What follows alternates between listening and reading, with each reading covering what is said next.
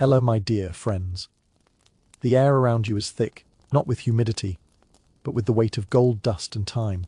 Imagine standing on the sun-warmed banks of the Nile, but far south of the familiar pyramids of Giza, in a land the Egyptians called Kush and we now call Nubia. The sandstone beneath your feet radiates a day's worth of heat, and the breeze carries a complex, intoxicating scent of resin, spice, and something deeply, anciently sweet. This is the air of power. Let's be very honest, though. You probably wouldn't survive a week here, likely succumbing to a waterborne parasite or an infected mosquito bite before you ever got to see the inside of a palace. The past is a beautiful, but profoundly dangerous place. So before you get comfortable, take a moment to like the video and subscribe, but only if you genuinely enjoy what I do here. Your support, however you choose to give it, is deeply appreciated. Now, dim the lights, maybe turn on a fan for that soft background hum, and let's ease into tonight's journey together. Your focus is on the city of Miro, a bustling capital where pyramids, smaller and steeper than their Egyptian cousins, pierce the sky. A procession is moving through the wide, dusty avenue. At its center is the figure you've come to see, the Candake, the ruling queen of Nubia. She is a vision of authority, her skin gleaming, her robes a cascade of fine, white linen. But the first thing that truly strikes you, the thing that arrives before she does and lingers long after she's passed, is her scent. It is an almost physical presence, a cloud of fragrance that announces her divinity. This is not the simple, single-note perfume you might imagine. This is a symphony of smells, a carefully guarded recipe known as kifi. You can pick out individual notes as she draws closer. There is the deep, sacred resin of frankincense, the earthy sweetness of myrrh, the sharp, clean bite of juniper berries, and the warmth of cinnamon bark. Woven through it all a crushed mastic, aromatic calamus reeds, and a hint of wine and honey that binds it all together into a heady, complex masterpiece. The smoke from the incense burners carried by her attendants thickens this personal aura, creating a mobile sanctuary around her. To breathe the air in her vicinity is to breathe in holiness. This is the glamorous illusion of power in ancient Nubia, a ruler so pure, so favored by the gods, that her very presence transforms the air, making it sacred, clean, and worthy of her divine status. Her scent is a statement, a proclamation of effortless, otherworldly control. It whispers to everyone who smells it that she is not like them. She is untouchable, ethereal, a living goddess whose fragrance alone can purify the world around her. But now, as you close your eyes and let that initial, overwhelming wave of perfume settle, I want you to take another, deeper breath. Push past the kifi, past the frankincense and myrrh. What else is in the air of this vibrant, living city? The shocking reality is that the Queen's divine aroma is not an accessory, it is a shield. It is a desperate, fragrant defense against the true smell of the ancient world. Underneath that divine cloud is the thick, pervasive stench of life without modern sanitation. The dust of the street you are standing on is mixed with the waste of donkeys, goats, and camels. A few alleyways over, a communal waste pit bakes in the relentless sun, its sour, cloying odor a constant, low-level assault on the senses. You can detect the coppery, metallic tang of blood from a nearby temple where a ram was sacrificed this morning, its carcass now being butchered for the priest's table. From the crowded living quarters that press in on this main avenue, you catch the smell of unwashed bodies, of stale cooking oils, and the faint, sickly sweet scent of decay that signals disease.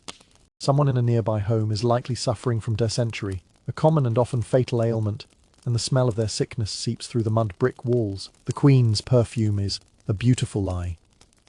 It is an act of olfactory warfare, a desperate attempt to conquer the raw, unfiltered, and often disgusting reality of the urban environment.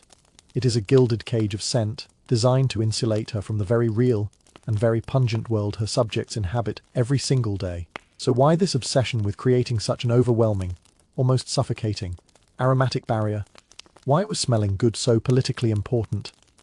The answer lies in a worldview that you and I have long since abandoned. For the ancient Nubians, and indeed for most ancient cultures, foul odors were not merely unpleasant. They were the physical carriers of disease and misfortune. The concept we know as miasma theory, the belief that diseases are spread by bad air, was the dominant medical theory for millennia. A bad smell was a physical manifestation of corruption, a sign that the world was out of balance, a vector for plague and death. Therefore, to control scent was to control health, purity, and divine favor. The Candake's perfume was not vanity. It was a critical piece of political and religious stagecraft. By smelling so powerfully of the sacred resins beloved by the gods, she was performing her own immunity. Her fragrance was a constant, public declaration that she was impervious to the sickness and decay that plagued mortal beings. It said, "The corrupting stenches of the world cannot touch me, for I am protected by Amun, by Apedamac, by the gods themselves." It was a way of making her spiritual authority tangible, something her people could literally breathe in.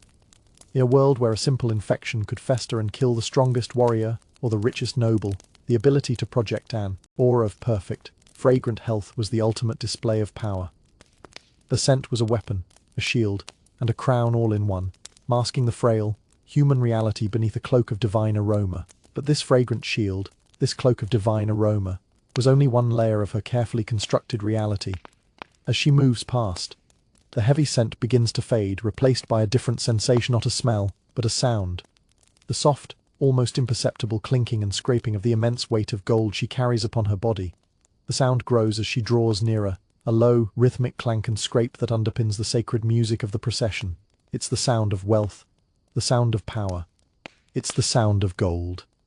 As your eyes adjust to the brilliant Nubian sun, you are almost blinded by the vision before you. The Kandake seems not to wear gold, but to be made of it. This is the glamorous illusion of her reign, a living testament to why this region was known for millennia as the land of gold. Her crown is not a delicate circlet but a heavy, sculpted cap of solid gold featuring the double urious or rearing cobras that signify her rule over both Upper and Lower Nubia, a claim her ancestors had once made reality. Below it, enormous earrings in the shape of the ram-headed god Amun pull at her lobes, their polished surfaces throwing sunlight into your eyes. Their neck and shoulders are draped in a whisk collar, a broad, semicircular cascade of gold beads, carnelian and lapis lazuli, so wide it covers her from her collarbones to the tops of her arms. On her biceps, golden armlets shaped like coiled serpents seem to clench her skin. Her wrists are heavy with a dozen bangles, each one thick and weighty. Even her fingers are burdened, bearing rings with bezels the size of small stones, each intricately carved with divine symbols or her royal cartouch. Her fine linen gown is cinched at the waist with a belt of golden plaques, and from beneath its hem, you glimpse her sandals, not leather, but solid gold soles held to her feet with golden straps. She is a walking treasury, a human idol. Every piece of metal on her body is a symbol of her kingdom's immense mineral wealth, a dazzling promise of prosperity and stability. She glitters, she shines, she is the sun made flesh, a perfect, radiant being whose splendor confirms her divine right to rule. But I want you to look closer. Here past the blinding glare of the polished metal. The shocking reality is that this divine regalia is a torture device. This is not adornment, it is a cage of precious metal, a burden of almost unimaginable weight. Let's just consider the physics of it. The solid gold crown alone likely weighs several pounds, putting a constant, crushing pressure on her head and a severe strain on her neck muscles. The magnificent whisk collar, which looks so elegant, is a dead weight of maybe 20 or 30 pounds resting directly on her clavicles and the delicate trapezius muscles of her shoulders. With every single step she takes, the edge of that collar grinds against her skin. If you could see beneath it, you would not find the flawless, gleaming skin of a goddess. You would find skin that is calloused, scarred, and perhaps even weeping with open sores from the constant, abrasive friction.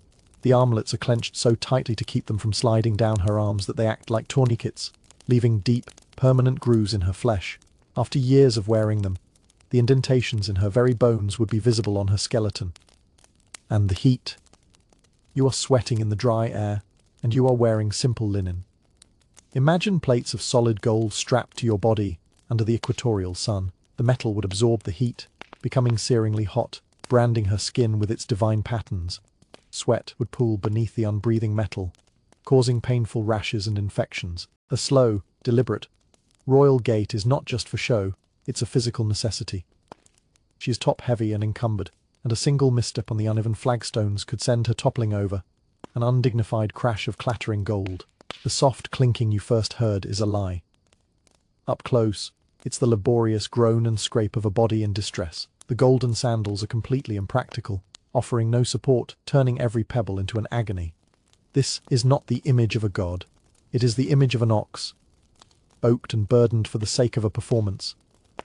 So why would any ruler, any woman, submit to this daily, methodical agony? Why transform the symbol of wealth into an instrument of pain? The why is rooted in the fundamental definition of monarchy in the ancient world. The Kandake is not merely a person. She is the physical embodiment of the state itself. Her body is the nation's ledger. The gold she wears is not her personal jewelry. It is the visible manifestation of Nubia's mines, its trade routes, its military might. To appear in public with less would be to broadcast weakness, to invite challengers from within and enemies from without. It would be like a modern nation willingly revealing its treasury as half empty. The pain she endures is a necessary sacrifice, a constant, ritualistic performance of stability. Furthermore, this immense weight serves a religious purpose. In ancient belief systems of this region, gold was literally the flesh of the gods. It was divine, incorruptible, and eternal. By encasing her mortal, frail, female body in this divine skin, she is visually and spiritually transforming herself. The pain is a trial, a test of her endurance and worthiness. It proves she is strong enough to bear the weight of divinity. Her immobility is also a key part of this performance. She does not need to move quickly. She does not labor. Others move for her, around her. She is the fixed point in a spinning universe, and her gilded confinement is the ultimate symbol of her authority. Her suffering is secret, her splendor is public, and the chasm between the two is the source of her power. This connection between her royal duty and her religious role is absolute. Every piece of gold, every painful step, is a prayer, a dialogue with the gods she represents on earth. As her procession slowly, painstakingly, makes its way toward the great temple of Amun, her role as head of state begins to merge with the role of the chief intermediary to the divine, a duty she shares with the other powerful women of the court, particularly the high priestess who is waiting to receive her, ready to perform her own sacred, and equally grueling, ordeal. The procession finally comes to a halt before the towering pylon of the temple. The air, which had been thick with the queen's kiffy and the dust of the street, now shifts. A new scent takes precedence, the clean, sharp smell of burnt offering that perpetually clings to the sacred precinct. Here, another woman steps forward from the temple's shadowy entrance. This is the high priestess of Amun, a figure of immense spiritual authority, often the king's sister or mother. The glamorous illusion she projects is one of serene, mystical power. She is the epitome of piety and grace. Her head is shaved and polished, a sign of her purity and devotion, and her body is draped in a gown of spotless, starched white linen. She carries no golden burden. Her authority is not material but spiritual. Her movements are slow, deliberate, and full of a practiced grace, like a dancer in a holy trance. As the kandake approaches, the priestess raises her hands in a gesture of welcome. Her voice, when she begins the initial incantations, is a low, hypnotic chant that seems to vibrate in the very stone of the temple floor. She is the gatekeeper to the gods, the one who knows the secret words, the correct rituals, the precise gestures that will placate the divine and ensure the continued prosperity of the nation. She appears calm, focused, and utterly in control, her mind on a higher plane of existence. To the common observer, she is a conduit of peace, a woman whose life is a beautiful, endless prayer, spent in quiet contemplation within the cool, hallowed halls of the temple, communing with the gods in a state of tranquil bliss. Her power is quiet, clean, and absolute. Now, follow her as she turns and leads the kandake into the temple's first courtyard. The serene illusion shatters the moment you pass through the gate. The shocking reality of her role is not one of quiet contemplation, but of blood, viscera, and brutal, hands-on work. In the center of the courtyard, tethered to a stone ring, is a young bull, its eyes wide with terror. This is the offering. The priestess' calm demeanor is not the peace of a mystic, it is the steely nerve of a butcher. She hands off her ceremonial sistrum and, with the help of two male acolytes, wrestles the powerful animal onto its side. The courtyard, which looks so pristine from a distance, is upon closer inspection, permanently stained with the dark residue of countless previous sacrifices. The air carries not just the noble scent of incense, but the coppery tang of fresh blood and the gut-churning smell of fierce sweat from the doomed animal. The priestess herself, the image of serene purity, takes up a ritual flint knife. There is no long prayer, no moment of hesitation. With a practiced, powerful movement, she draws the blade across the bull's throat. It is a messy, violent act. Blood gushes forth, hot and steaming, spattering her pristine white robes, her arms, and the stone floor. It is her job not just to make the kill, but to oversee the sacred butchery that follows. She directs the junior priests in the skinning and dismembering of the carcass. Her hands, which moments before were raised in graceful prayer, are now slick with blood and gore as she inspects the liver and other organs for omens of blemish here, an unusual size there, could be interpreted as divine pleasure or wrath. The glamorous illusion of a life spent in peaceful communion with the gods is a complete fabrication. Her reality is grounded in the grisly, biological facts of life and death. She is not just a spiritual leader, she is a master of sacred anatomy, a ritual slaughterer whose holiness is reaffirmed daily through acts of violence. Why this gory, hands-on approach? Why couldn't a male priest or a temple servant perform the dirty work, leaving her to maintain the illusion of purity? The answer lies in the Nubian understanding of magic and ritual efficacy. For a sacrifice to be potent, for it to truly bridge the gap between the mortal and divine worlds, it had to be performed by someone with immense spiritual authority. The act of transformation, turning a living animal into a sacred offering, was the most powerful magic of all. To delegate this act would be to dilute its power. The high priestess had to be the one to spill the blood because her personal mana, her spiritual energy, was a necessary ingredient in the ritual. Her direct contact with the blood and viscera was not seen as defiling, it was seen as charging the offering with her sacred power. Furthermore, this act reinforced the social and religious hierarchy. By performing the sacrifice herself, in full view of the queen and other court officials, she was demonstrating her unique and indispensable role. The candake might hold the political power, the power of gold and armies, but the high priestess held the power over life, death, and the favor of the gods. The blood on her robes was not a stain of shame but a badge of honor, a symbol of her direct, unmediated access to the divine mysteries. It was a visceral reminder to everyone, including the queen, that while earthly power is impressive, the power to interpret and influence the will of the gods is supreme. Her serene public face and her bloody private work were two sides of the same coin, a necessary duality that maintained the cosmic order. Her bloody work complete, the priestess will now wash her hands and arms in a basin of sacred water, her composure returning as if a mask is being put back on. The stains on her robe will be ignored, a temporary, holy blemish. She has fulfilled her sacred duty. Now, she can turn her attention back to the more aesthetic aspects of her divine image. The same public-facing presentation of flawlessness that occupies the minds of all elite women in the Meroitic court, starting with the very paint they use to adorn their faces. With the sacrifice complete, the religious formalities shift to a more intimate setting within the temple complex. Here, away from the public eye, the queen and the priestess can sit. Attendants bring forth refreshments and, more importantly, a small, ornate chest. Inside are the tools of beautification, the elements required to maintain the public-facing image of divine perfection, and at the heart of this image is the eye. Your gaze is drawn to the candake's eyes, and those of the priestess beside her. They are masterpieces of ancient artistry. This is the glamorous illusion of flawless beauty, an ideal you've seen countless times on Egyptian and Nubian reliefs and paintings. The eyes are large, almond-shaped, and dramatically elongated by a thick, bold line of black coal that extends from the inner corner all the way to the temple. The line is perfect, unwavering, a stroke of pure graphic genius. Above the eye, the eyebrows are plucked into a high, elegant arch and then painted in with the same dark pigment. The eyelid itself is dusted with a shimmering green or blue powder, catching the light and giving their gaze a jewel-like quality. The skin of their faces appears smooth, poreless, and evenly toned, a perfect canvas for this dramatic makeup. This isn't just about looking pretty. It's a form of divine mimicry. They are recreating the sacred eye of Horus, the Wadjet eye, a powerful symbol of protection, healing, and royal authority. By adorning their own eyes in this way, they are not just beautifying themselves, they are imbuing themselves with magical power. Their gaze becomes a weapon, capable of warding off evil spirits and asserting their holy status. Their perfect skin and dramatic eyes project an image of health, youth, and an almost supernatural vitality. But let's lean in closer and examine the reality behind this perfect facade. I want you to imagine the process, the raw materials. The shocking reality is that these cosmetics were a toxic cocktail of heavy metals and harsh abrasives. That iconic black coal, so striking and bold, was not some benign charcoal paste. It was made by grinding galena raw lead sulfide ore into a fine powder and mixing it with oil or animal fat. Yes, lead.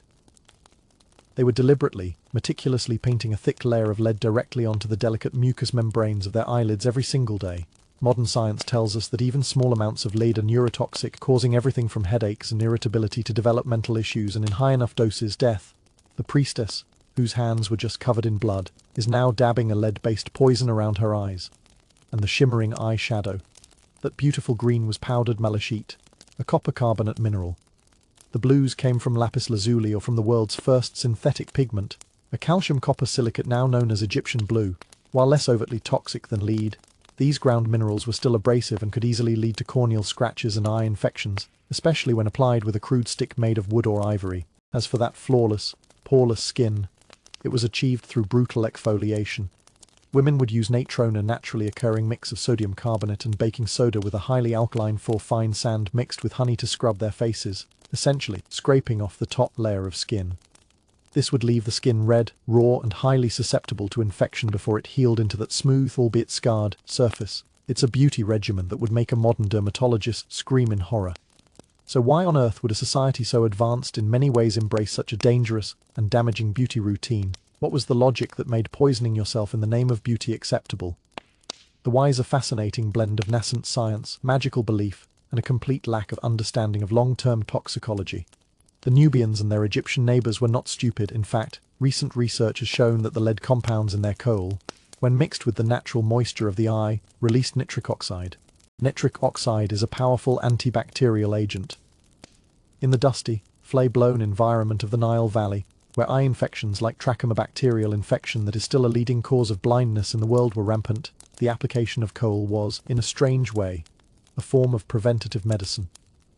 They were essentially fighting a very real, very immediate threat: bacterial infection with a slow-acting, invisible poison lead toxicity. They could see the immediate benefits: fewer painful, pus-filled eye infections.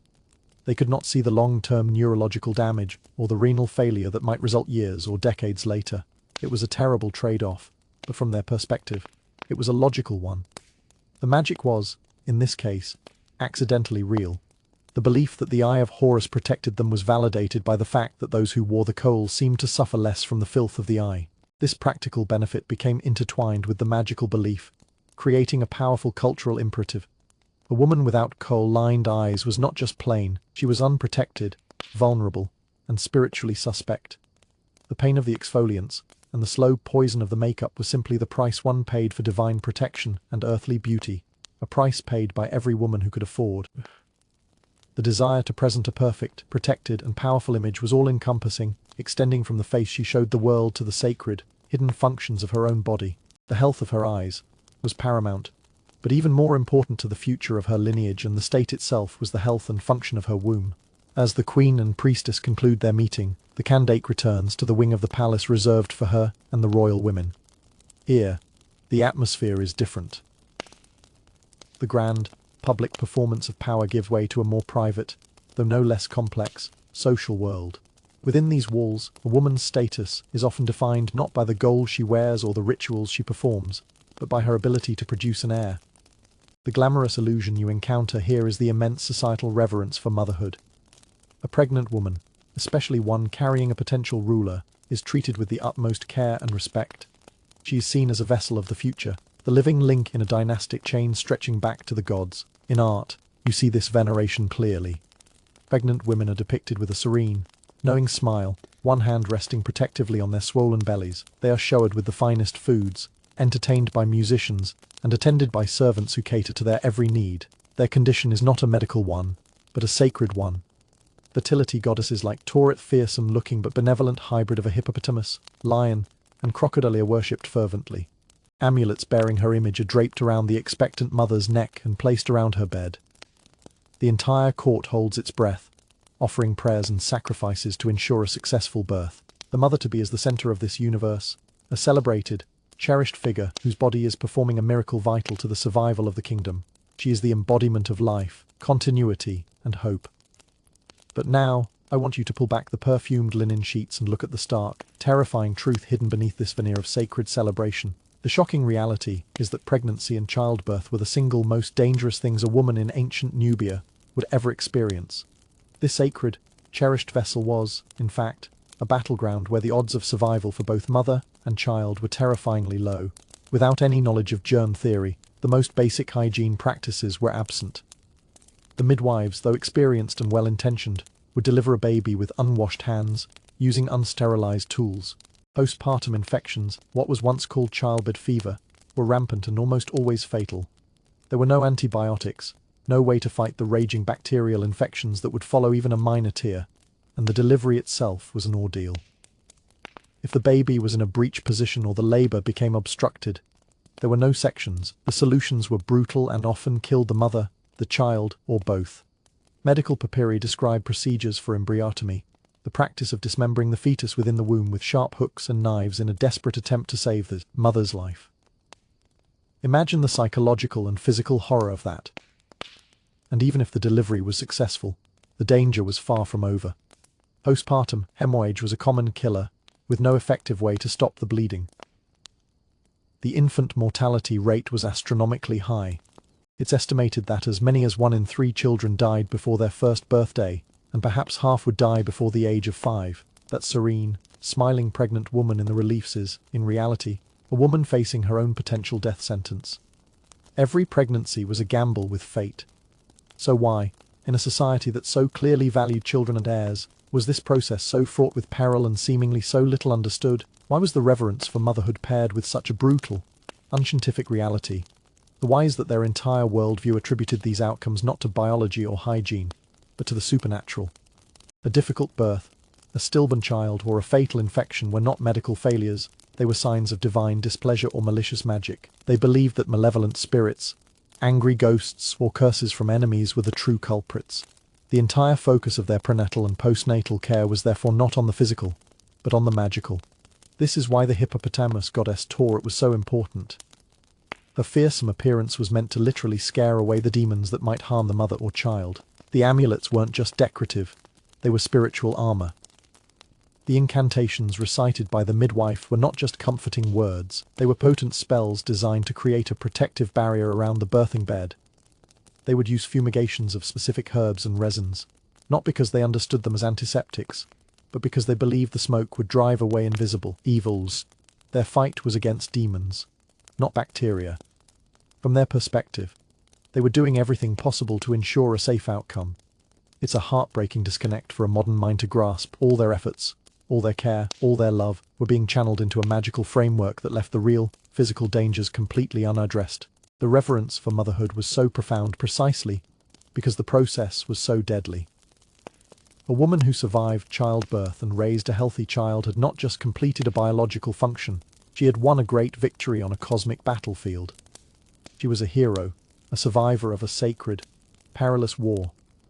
This deep connection to the practical, physical world, seen through a lens of magic and ritual, extended to every aspect of a woman's life, including the very clothes she wore on her back. The vibrant colors of her garments were not just a matter of fashion, but a product of another surprisingly visceral and unpleasant process. Having survived the perils of childbirth, our royal woman now takes her place again in the daily life of the palace. She is dressed, as always, in the finest materials her station allows.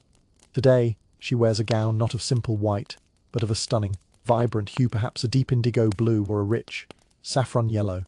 The glamorous illusion is that of effortless artistry and exotic trade. Nubia was renowned for its textiles, particularly its fine linen and cotton, woven with a skill that was the envy of its neighbors. You imagine these fabrics being colored with dyes made from rare flowers, precious minerals, or secret recipes traded from distant lands. The cloth itself is a marvel, light and airy, yet strong. The color is deep, even, and radiant, a testament to the master weaver who created it.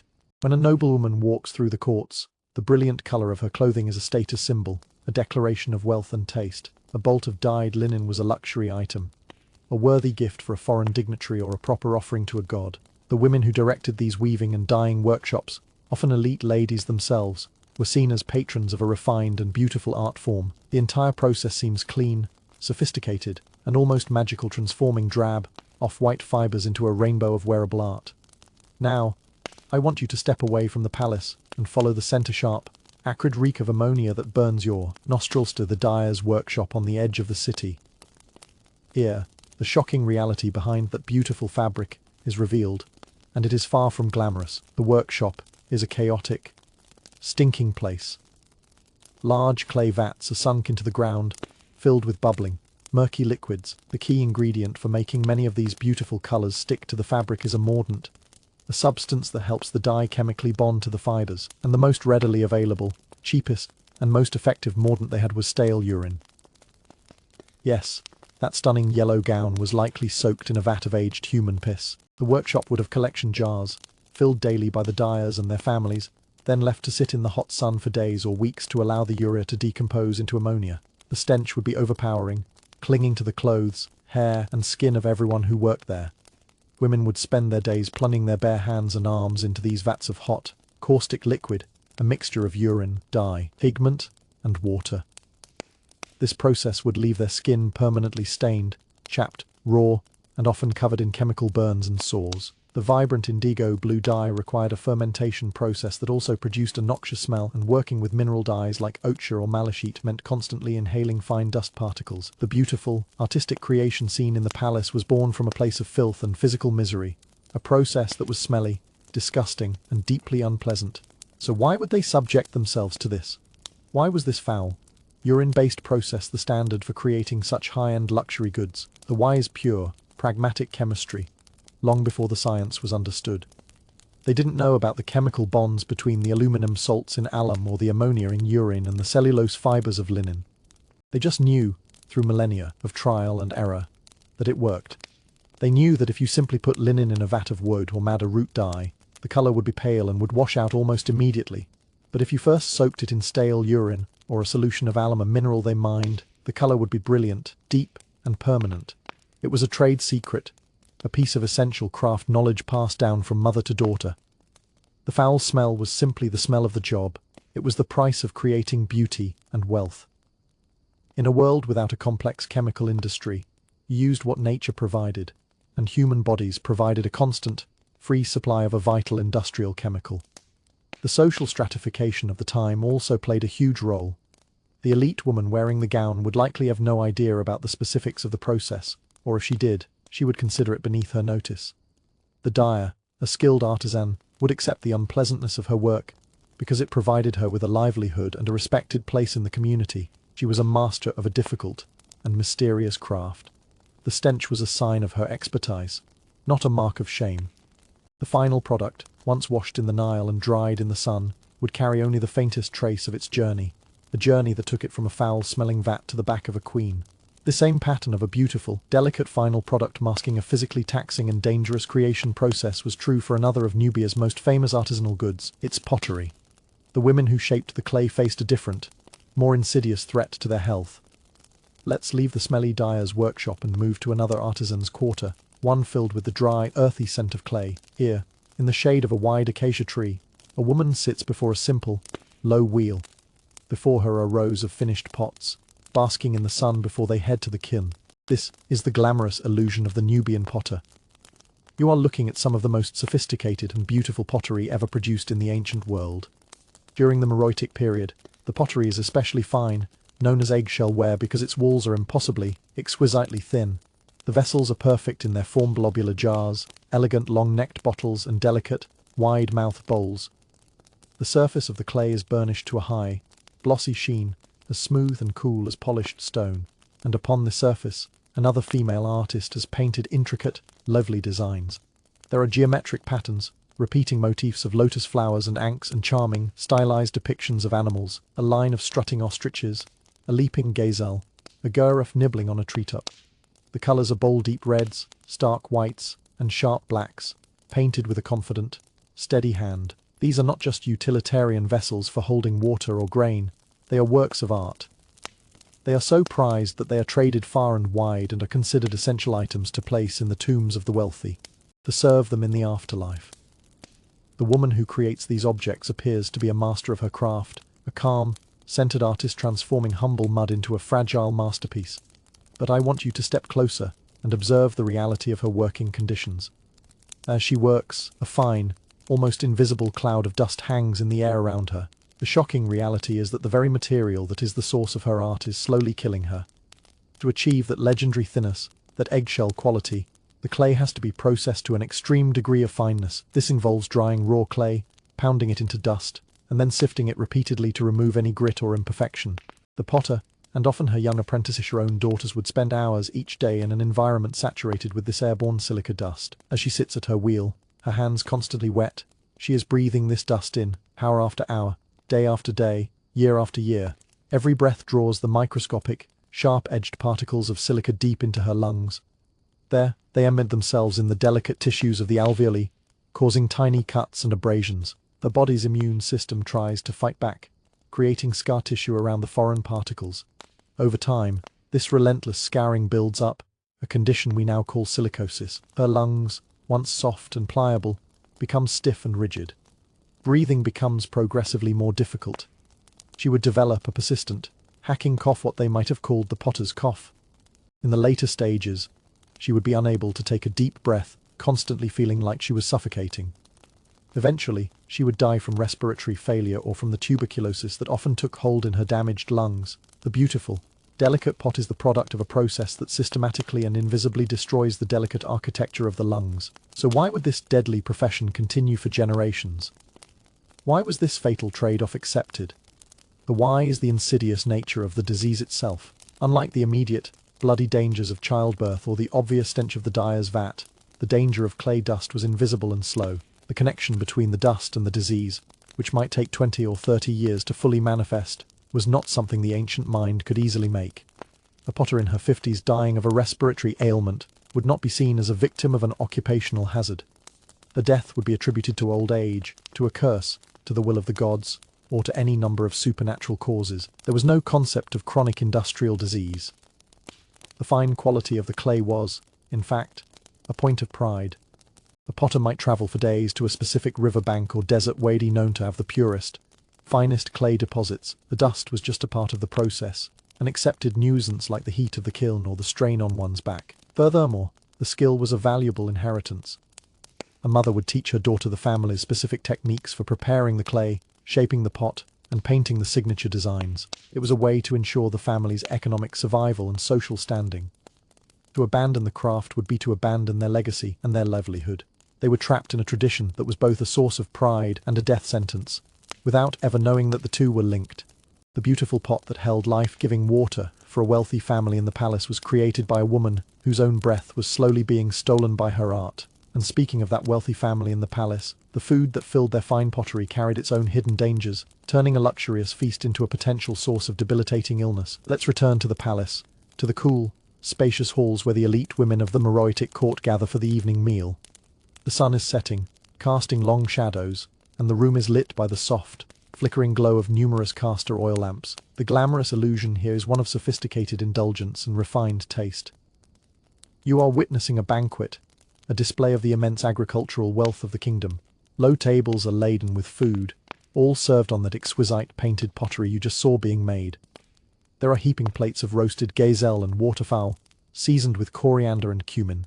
There are bowls overflowing with figs, dates, and dark purple grapes. Loaves of leavened bread, made from sorghum and wheat, are stacked high, ready to be dipped into bowls of honey or savory lentil stew. To drink, there is not just water or beer, but winning luxury imported from the Greek-controlled Nile Delta or produced in the greener regions of Nubia itself. The women recline on low couches with comfortable cushions, attended by servants who keep their painted goblets full. The conversation is quiet and cultured, punctuated by the gentle strumming of a lyre played by a female musician in the corner. The scene is a picture of serene abundance, a world away from the hardships of the common folk. These women enjoy a diet rich in protein, fruits, and delicacies, a testament to their high status and a key ingredient in their projection of robust health and leisurely superiority. But I invite you to look beneath the surface of this idyllic feast. The shocking reality is that this lavish spread is very likely teeming with invisible dangers. This delightful banquet is a breeding ground for a host of debilitating and disgusting intestinal parasites. Let's start with the meat. Without refrigeration, meat that wasn't eaten immediately after slaughter began to spoil quickly in the heat. Even if it was preserved by salting or drying, it was often contaminated. The roasting process might kill bacteria on the surface, but the interior could remain undercooked, harboring the larvae of tapeworms. A noblewoman enjoying a succulent piece of gazelle could be unknowingly swallowing a parasite that would soon hatch and attach itself to her intestinal wall, growing sometimes to a length of several meters, silently stealing nutrients from her body for years. The delicious fruits and vegetables, which look so fresh and appealing, were grown in fields fertilized with human and animal waste, an effective agricultural practice, but one that guaranteed the transfer of parasitic eggs and cysts onto the produce. If they weren't meticulously washed in clean water, a rarity, they would carry the eggs of roundworms, hookworms, and whipworms. Even the water used to make the stews or dilute the wine was often drawn from canals or sections of the Nile contaminated with human waste, introducing yet more potential for disease. The physical evidence for this is undeniable. The mummified remains of elite Nubians, when examined by modern paleopathologists, show bodies riddled with the calcified eggs of these parasites. They suffered from anemia, malnutrition despite their rich diet, and chronic digestive distress. That image of the leisurely, healthy elite is a lie. Many of them were walking ecosystems of worms, suffering in private from symptoms they had no way of understanding. So why did this happen? Why did these wealthy, powerful women, who had access to the best of everything, live with such a high parasitic load? The why is, once again, a complete lack of a germ theory of disease. They had no concept of microscopic organisms. Illness, particularly the chronic, wasting kind caused by parasites, was explained through their standard framework of supernatural causes. If a woman was perpetually tired, pale, and suffering from stomach pains, it wasn't because of a tapeworm. It was because an enemy had placed a curse on her, or because she had offended a specific god, or because a malevolent spirit had taken up residence in her gut. Their response, therefore, was not to boil their water or cook their meat more thoroughly. It was to seek a magical or religious cure. They would visit a temple, make offerings and recite incantations. They would wear specific amulets designed to expel the demon causing their distress. Food preparation was guided by tradition and taste, not by principles of hygiene that did not yet exist. They might even have associated certain foods with certain outcomes, perhaps noticing that people who ate a certain undercooked fish often got sick, but they would attribute it to a magical property of the fish itself, not to an invisible worm it contained. The irony is staggering. The very abundance that signaled their elite status was the primary vector for the diseases that weakened them. They were eating themselves sick, all while believing they were part of a system of divine favor, never suspecting the enemy was not a demon, but was invisibly hiding in their next delicious bite of food. When these magical cures failed, and the physical symptoms became too much to bear, they would turn to another powerful woman in their society, the healer, whose remedies offered both the hope of a cure and the risk of a swift, painful death. When the amulets and incantations failed to expel the parasitic demon from a noble woman's gut, or when a feverish infection took hold, the family would summon a different kind of expert. She arrives not with the grandeur of a queen or the ritual authority of a priestess, but with a quiet confidence and a leather bag filled with mysteries. This is the female healer, the sun. The glamorous illusion she presents is that of profound, almost mystical wisdom. She is the keeper of ancient knowledge, a tradition of herbal remedies passed down through countless generations. She carries herself with a calm, reassuring demeanor, her eyes sharp and observant. She listens intently to the patient's complaints, her touch gentle as she palpates a swollen abdomen or examines a rash. To the desperate family, she is a figure of immense hope. In her bag are dried leaves, powdered roots, strange-looking seeds, and vials of precious oils. She knows the secret properties of the acacia tree, the willow, the castor bean, and the wild pomegranate. She can mix a poultice to draw out infection from a wound, brew a tea to soothe a cough, or prescribe a regimen to calm an upset stomach. Her knowledge is a powerful blend of the practical and the magical. She will administer her remedies while reciting the proper spells, combining pharmacology with divine invocation. She is a respected, essential part of the community, a woman whose wisdom holds the power to turn the tide against sickness and restore balance to the body. Now, I want you to look inside her leather bag and at the prescriptions she's mixing. The shocking reality is that the line between a medicine and a poison in her pharmacopoeia is almost non-existent, and often crossed with fatal results. A knowledge, based entirely on tradition and observation rather than controlled study, is a minefield of dangerous substances. That reassuring remedy for intestinal worms, it's often based on the pomegranate root, which contains alkaloids that are indeed effective at paralyzing tapeworms.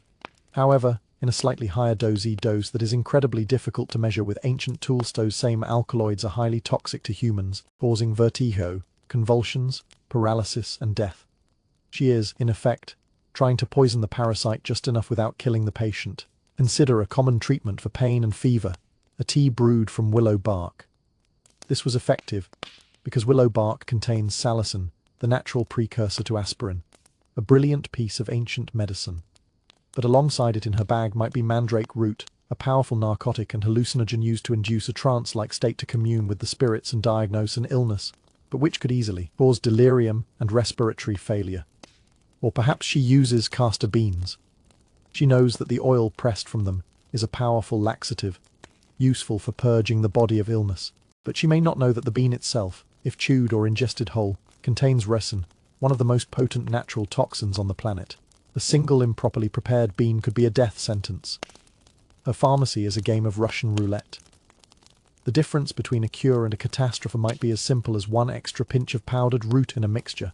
So why was this dangerous and imprecise practice the accepted standard of medical care? Why did people place their trust in a healer whose cures could so easily turn deadly? The why is that, in a world without modern medicine, this was the only option they had. The healer's knowledge, for all its flaws, was the combination of centuries of real-world experimentation. They knew that this leaf reduced fever, and that root caused vomiting. The underlying theory might be wrong. They believed they were expelling a demon, not fighting a bacterium, but the practical effects were sometimes real. The successes, when they happened, were seen as proof of the healer's power and the validity of her methods. The failures of patients who died from an overdose or a toxic reaction were easily explained within their worldview. It wasn't that the remedy was wrong, it was that the demon was too powerful. The patient's fate was already sealed by the gods, or a rival's curse was simply too strong to break. The magical incantations that accompanied the remedies were not just window dressing, they were considered an equally important part of the treatment. If the patient died, perhaps the spell was recited incorrectly, or the healer's spiritual power was not great enough for this particular challenge. This framework protected the healer from blame and preserved the integrity of the tradition. It was a system that could not be proven wrong. Furthermore, the placebo effect would have been immensely powerful. A patient, believing themselves to be in the hands of a powerful wise woman and receiving a potent magical cure, would have experienced real psychological and even physiological relief, which could be enough to tip the scales in favor of their own immune system. They trusted her because the alternative was to do nothing, to simply surrender to the chaos of disease and death. Her double-edged cures were better than no cures at all. This theme of a seemingly protected and desirable position for a woman masking a reality of intense pressure and psychological danger was not limited to the sickbed. It was perhaps most acutely felt in the gilded cage of the royal women's quarters. Let us now imagine the daily life of the women who were not the ruling queen, not the high priestess, not a healer or an artisan, but were nonetheless part of the royal circle.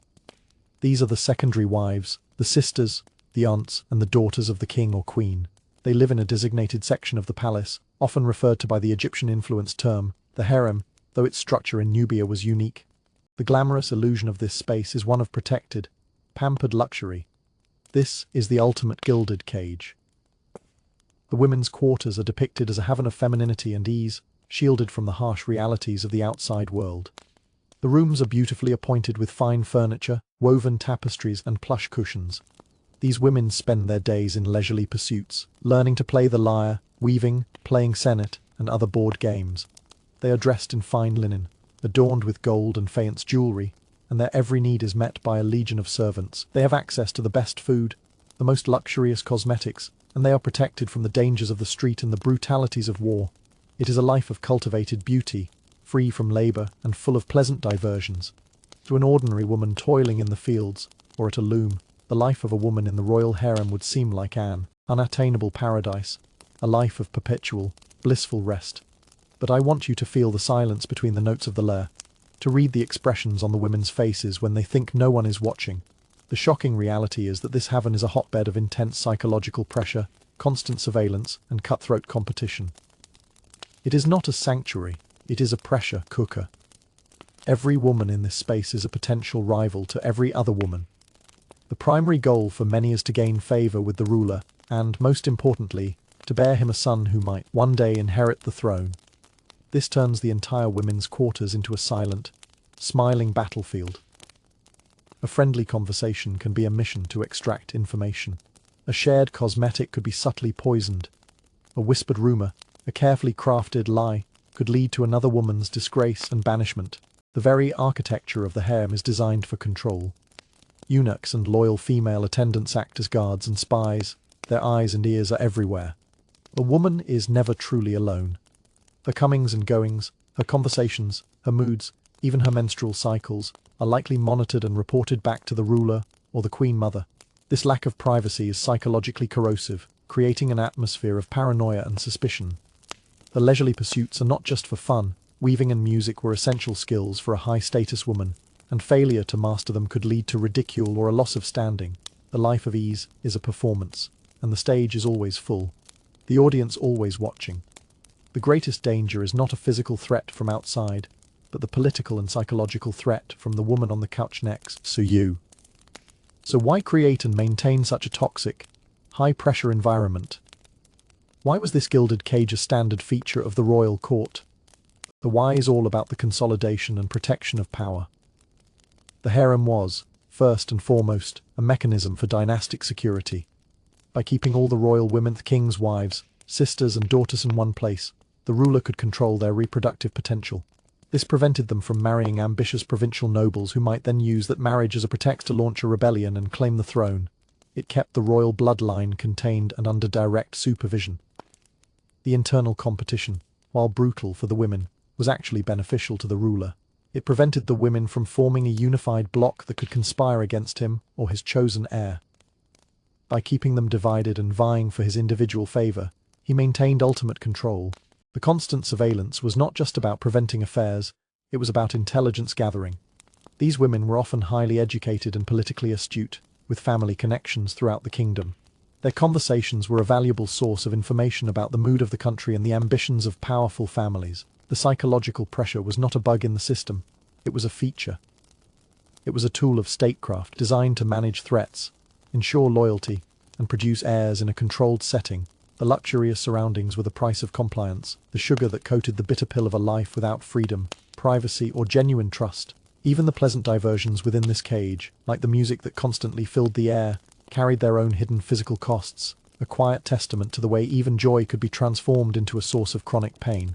The sound of music is ever present in the women's quarters of the palace, and indeed, throughout Nubian society.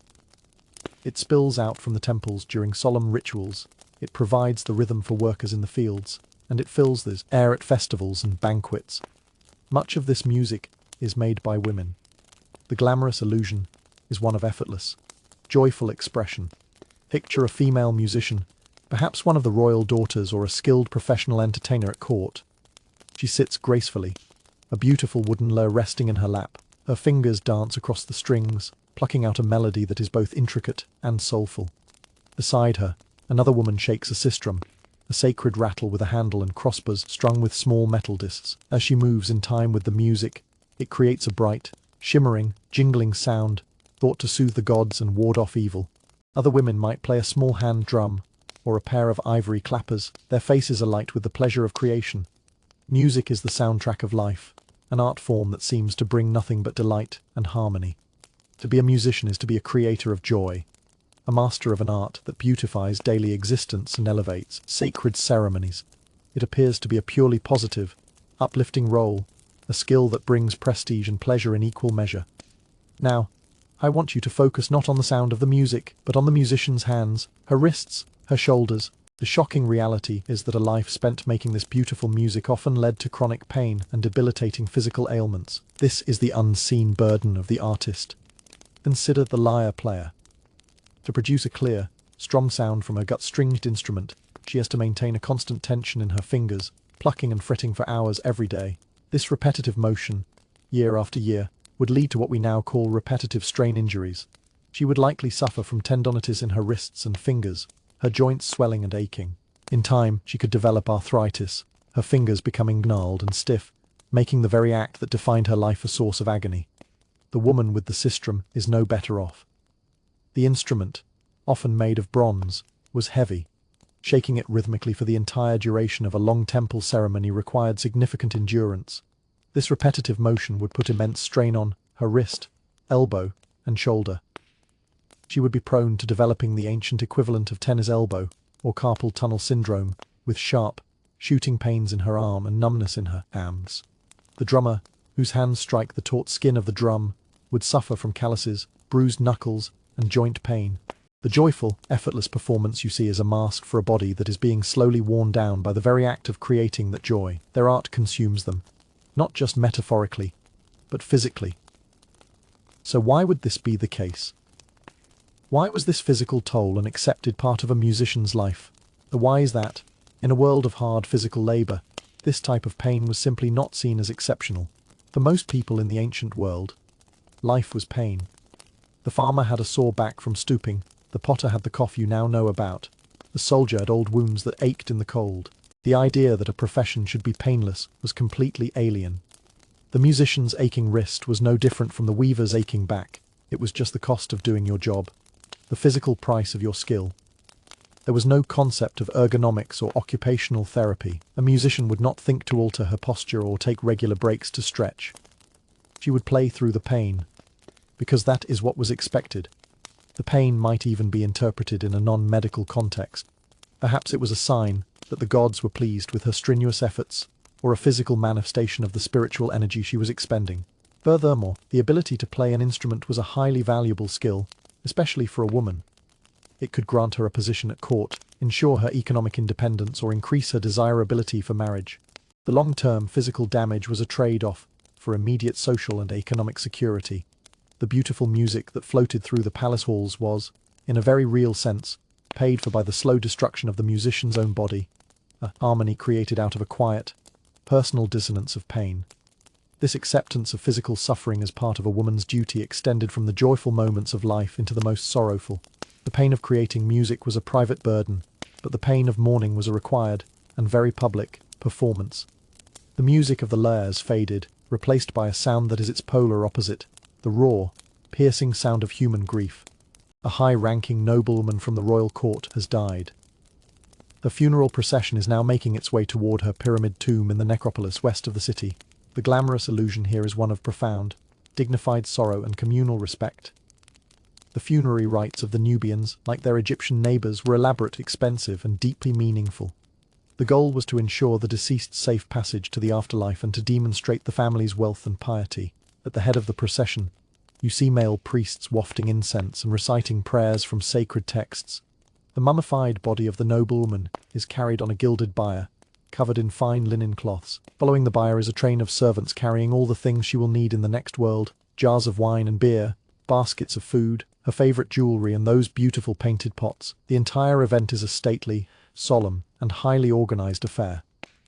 The central figures of the grieving family, female relatives, are shown in tomb paintings as striking, elegant, almost poetic poses of grief, one hand thrown over their head, bodies bent in sorrow. It is a tableau of dignified mourning, a testament to the love and esteem in which the deceased was held. But now I want you to push through the clouds of incense and listen past the priest's formal chanting. The shocking reality of this mourning is that it was not a quiet, dignified affair. It was a violent, theatrical, and physically harmful performance, especially for the women. The piercing sound you hear is not just crying, it is ritual wailing, a high-pitched, ululating shriek that the female relatives were required to produce. This was not a spontaneous outburst of grief. It was a required part of the ceremony. Professional mourners, women known as kites, were often hired to supplement the family's efforts, their pay dependent on the volume and intensity of their lamentations. The physical actions were even more extreme.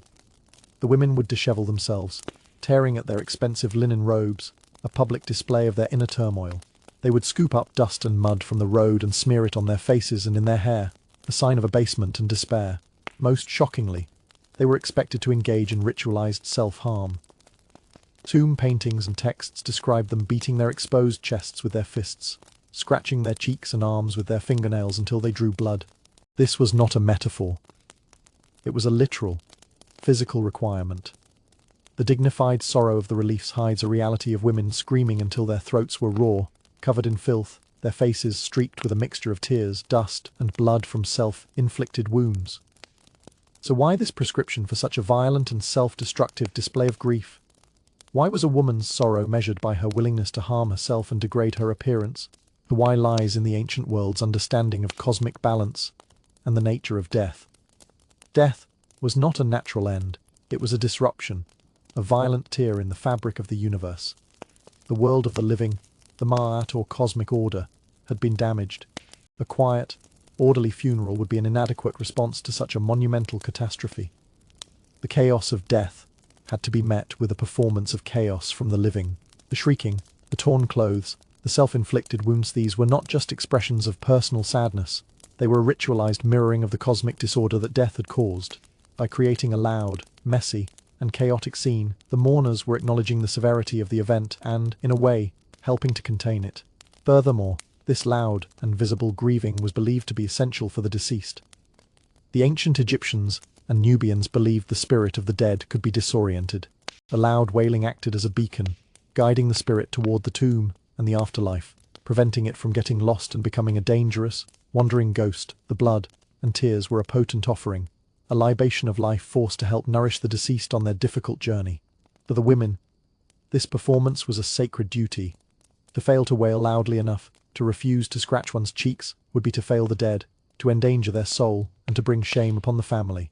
It was a world where inner feelings were not enough. Sorrow had to be made visible, audible, and painfully, physically real. This intimate and often dangerous relationship with the natural world extended beyond the dramatic rites of death and into the most mundane, daily chores. Even the simple act of washing these torn and bloodied clothes in the life-giving Nile carried its own set of lethal threats. The funeral is over. The tomb is sealed. Life, for the living, must go on. The next morning, a group of women from the palace household makes its way down to the river bank, their baskets piled high with soiled linen, mud-caked, blood-stained garments from the funeral, as well as the everyday fabrics of the court. The glamorous illusion here is centered on the Nile itself. The river is everything. It is the source of all life in Nubia, a benevolent god in liquid form. You see it depicted in art as a verdant paradise. Lush green papyrus reeds line the banks, fish leap from the water, and birds flock in the sky above. The women at the river's edge seem part of this idyllic scene. They laugh and talk as they work, their chatter a familiar sound against the gentle lapping of the water. The Nile provides them with the water they need to drink, to cook, to irrigate the fields, and to wash their clothes.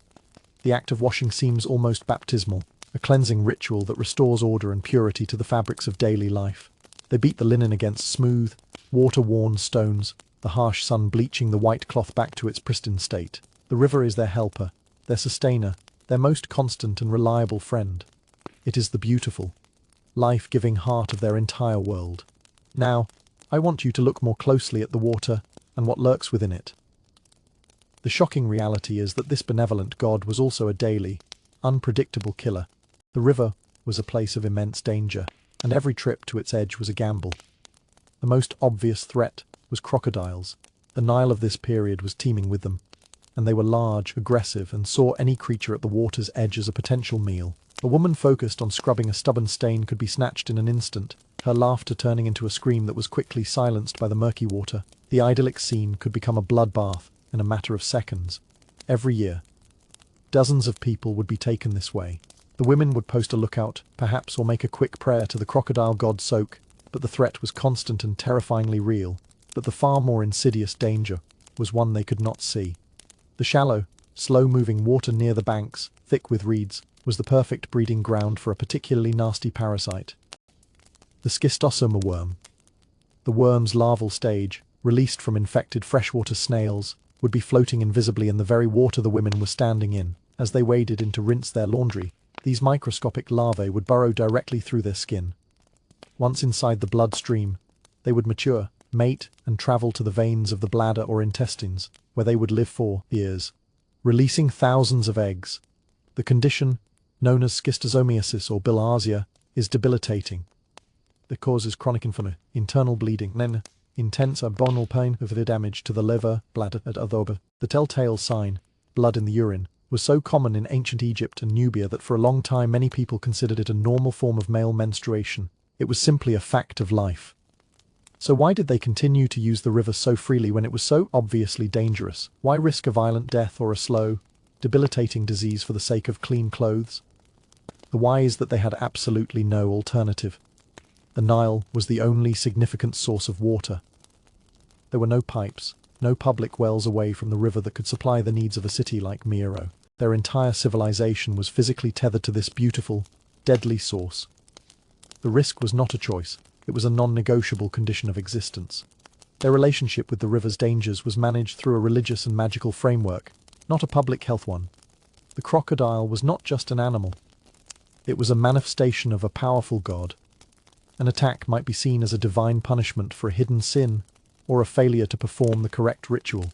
They would wear amulets of the god Soak not as a good luck charm, but as a piece of real, functional spiritual armor. The invisible threat of schistosomiasis was completely beyond their comprehension. The chronic illness it caused would be blamed on curses, spirits, or divine displeasure, same culprits for every other ailment. They could see the crocodile, and they feared it, but they could never see the millions of tiny worms that were inflicting far more widespread and lasting damage. Every day, the women of Nubia had to walk to the banks of their god, the source of their lives, and take their chances with both the monster they could see and the plague they could not. While most women's lives were bound to these physical realities, a very select few had access to a different kind of power, one based not on muscle or ritual, but on the mastery of abstract symbols, a power that was just as dangerous in its own way. Let us move from the sun-baked, dangerous riverbank back into the heart of the royal administration, a place of shaded corridors and quiet, focused work. Here, we encounter one of the rarest and most powerful figures in the court, a literate woman. The glamorous illusion surrounding a female scribe in the Meroitic court is one of immense intellectual authority and exclusive power. In a society where the vast majority of the population, male and female, is illiterate, the ability to read and write is akin to possessing a superpower. This woman is not defined by her beauty, her fertility, or her domestic skills, but by her mind. You see her seated cross-legged on a fine mat, a wooden palette resting on her lap. The palette has wells for red and black ink and a slot for her reed brushes. A fresh roll of papyrus lies before her. She is composing a letter on behalf of the candidate to a temple official in a distant province, or perhaps she is recording the inventory of a royal storeroom, her hand moving with a swift, confident grace as she forms the elegant, cursive characters of the Meroitic script. Her position grants her access to the highest circles of power. She is privy to state secrets, diplomatic correspondence, and the intimate details of the royal treasury. She is a trusted advisor, a living database, a gatekeeper of information. The men of the court, even powerful generals and priests, must come to her to have their documents written and read. She is respected, she is essential, and she wields a quiet, formidable power that few can ever hope to attain. But I want you to look at the weight of the secrets she carries. The shocking reality is that her unique skill set makes her not just powerful, but also a profound liability and a constant target.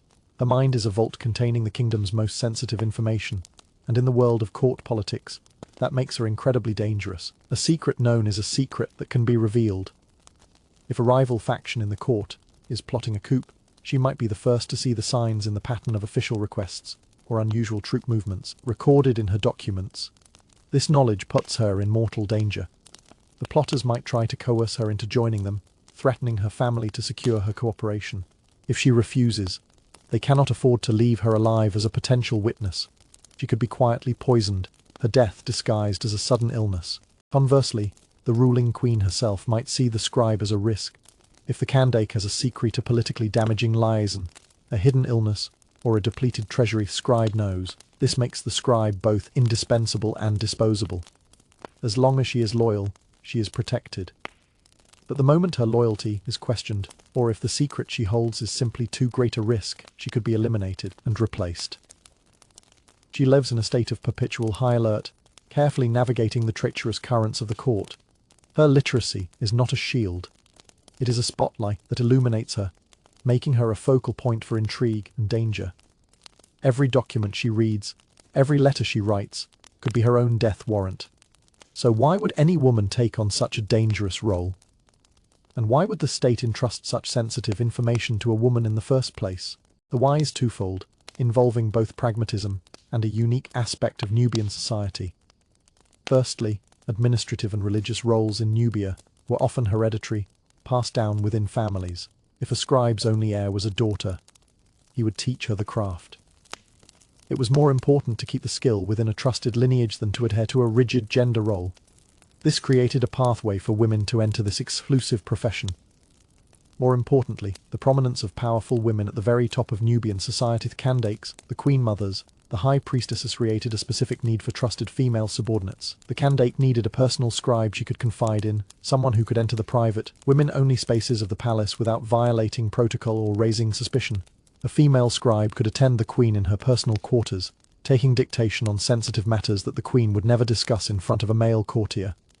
In this context, her gender was not a hindrance, it was a prerequisite for the most intimate and sensitive scribal roles. She was trusted not just for her skill, but for her ability to operate within the inner sanctum of female power. The danger she faced was the price of that extraordinary access. She accepted the risk, because the alternative was a life of relative obscurity. The power to read the words of queens and gods was worth the constant, quiet fear of knowing too much. This power, however, even the ultimate power of a queen, was never truly permanent. The legacy she so carefully documented could be as fragile as the papyrus she wrote on, subject to the ambitions and whims of those who came after, who could decide to let her story stand or erase it from the very stones of history. We come, now, to the end of a long life of power and peril. A great Candake has died and been entombed with all the honours you have witnessed. The successor, perhaps her son or another powerful woman from the royal line, now sits on the throne. The most enduring legacy this former queen can hope for is to be remembered, to have her name and her image preserved for eternity. The glamorous illusion is that her legacy is immortal, carved in stone.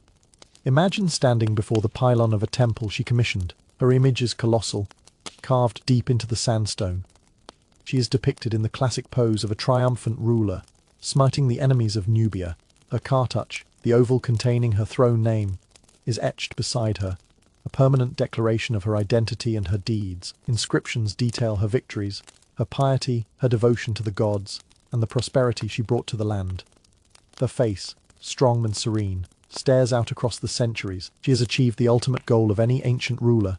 She has become one with the eternal monuments, her memory seemingly guaranteed as long as the stones themselves shall stand. She has defeated time, her story told forever on the walls of the gods' own houses. This is the promise of monumental architecture packed with forever. But I want you to run your fingers over the carvings. Look at the edges of the hieroglyphs, the contours of her face. Notice the subtle inconsistencies in the depth of the cuts, the slightly different texture of the stone in one area compared to another. The shocking reality is that this permanent legacy is incredibly fragile and often a complete fabrication. History, in ancient Nubia, was not a fixed record, it was a renewable resource. A successor, wanting to bolster their own legitimacy or diminish the memory of a powerful predecessor, could easily have their artisans recarve the monuments. That triumphant image of the previous queen could be subtly altered. The face might be recontoured to look more like the new ruler.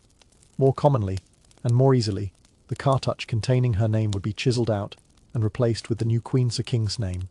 In one fell swoop, all the achievements, all the piety, all the victories of the previous ruler are legally and historically transferred to the new one. The temple she built is now his temple. The enemies she smote, he smote. This was not considered vandalism. It was a legitimate act of political succession. Even more brutally, if she fell out of favour posthumously or belonged to a competing dynastic line, her images might be completely hacked away, her name methodically erased from every pillar and wall in the kingdom, an attempt to condemn her not just to death, but to oblivion, the second death from which there was no return. The stone monument, which seems so solid and truthful, is in fact a canvas that can be painted over, its story rewritten at the whim of the powerful. So why this seemingly cynical and dishonest approach to the historical record? Why was a legacy, built over a lifetime, so easily erased? The why is that the ancient Nubians, like the Egyptians, had a very different concept of time and identity than we do. The image on the temple wall was not just a historical portrait, it was a living, magical entity. The name in the cartouche was not just a label, it was the spiritual essence of the person. The monument's primary function was not to be a perfectly accurate record for future historians, but to be a functional tool in the present, maintaining the cosmic order, Mayat. The role of triumphant ruler smiting the enemies was a continuous, eternal office, not just a specific person. The person inhabiting that role was, in a sense, secondary to the role itself. Therefore, updating the name in the cartouche was simply ensuring the magical efficacy of the monument for the current reign. It was like changing the nameplate on an office door.